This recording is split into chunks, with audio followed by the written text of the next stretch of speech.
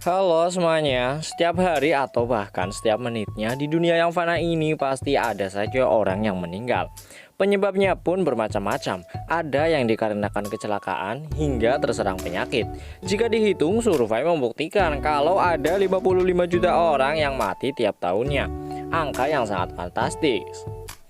Setelah mereka meninggal, jenazah orang-orang tersebut pada umumnya akan dikubur dong. Meskipun dalam beberapa adat atau agama terdapat cara lain seperti dihanguskan atau dikremasi, namun tetap saja mayoritas orang pasti akan dikubur setelah meninggal. Praktis, ruang untuk kuburan seperti tempat umum atau tempat pemakaman umum atau TPU akan semakin menyempit dan pada akhirnya tidak ada lagi untuk kamu dikubur. Bagaimana jadinya jika hal tersebut sampai terjadi? 7 hal yang akan terjadi jika tidak ada lagi ruang untuk kuburan, dan gini ceritanya. Yang pertama, dipindahkan setelah 20 tahun. Melansir dari website The Guardian, nasib jenazah kamu mungkin saja akan dipindah setelah 20 tahun dikubur apabila kuburan penuh. Seperti yang sudah diterapkan di Jerman, Singapura, dan Belgia.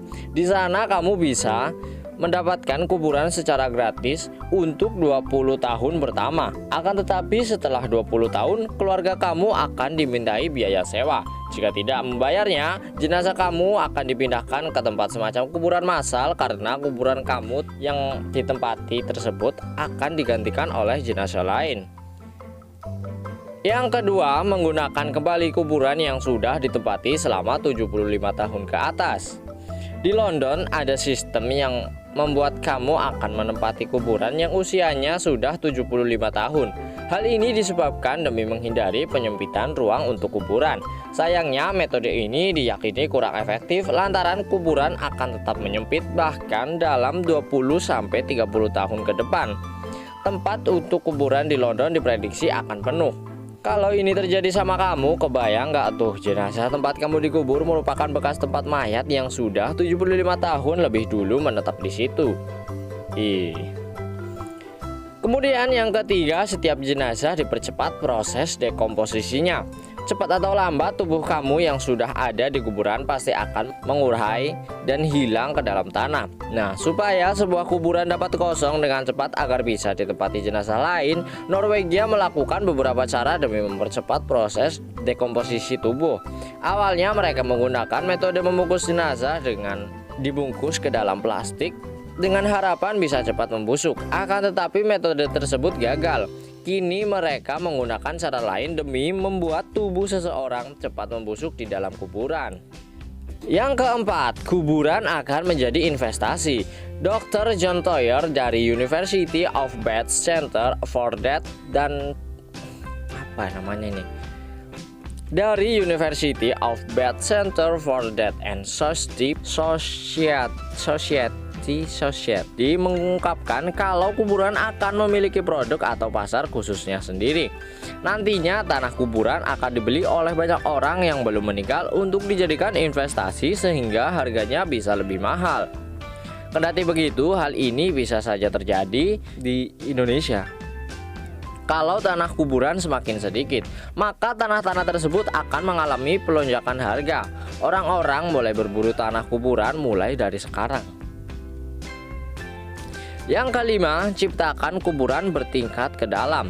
Kuburan bertingkat mungkin saja terjadi di negara manapun nantinya. Demikian dikutip dari CBC.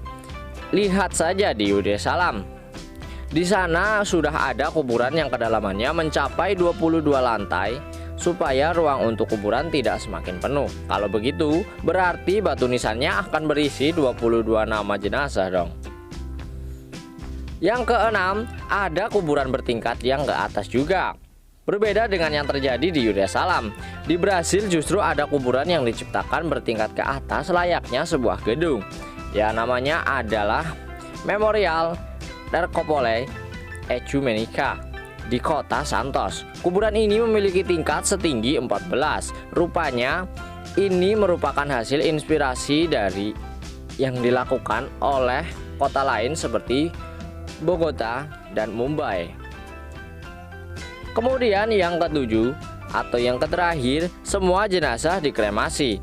Satu-satunya cara apabila kuburan sampai penuh di dunia adalah dengan mengkremasi jenazah. Setelah itu abunya akan dibuang sehingga tidak membutuhkan ruang kuburan sama sekali. Pada tahun 2014, Tiongkok mengklaim kalau satu-satunya cara untuk menindak pembeludakan atau pencegahan biar kuburan nggak penuh yakni adalah dengan cara dikremasi. Meski demikian, langkah ini ditolak mati-matian oleh warganya sendiri. Kala itu, ada yang sampai memilih untuk mati detik itu juga daripada menyadari kalau dirinya akan dikremasi setelah meninggal nanti. Dan itulah beberapa hal yang akan terjadi kalau sampai terjadi pemakaman umum di dunia ini penuh. Dan apa pendapat kamu? Silakan tinggalkan di kolom komentar. Akhir kata saya ucapkan terima kasih pada teman-teman yang sudah menyempatkan untuk menonton dan mendengarkan cerita ini sampai dengan selesai.